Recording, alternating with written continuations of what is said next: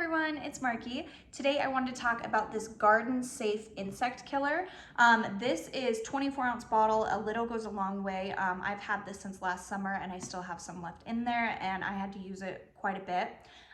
This is great for if you have a garden or if you have rose bushes or shrubs or trees or anything that insects are kind of tearing apart.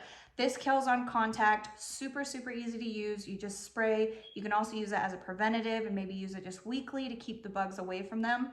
It's safe on all your vegetables. It's not going to ruin anything because it is made with botanical insecticides. I absolutely love this. You can also use it indoors. I have a ton of house plants and sometimes during the summer months, bugs will get into my house plants. This is safe for that also. So it really works amazingly well. I love that it's safe for my vegetables and my indoor plants.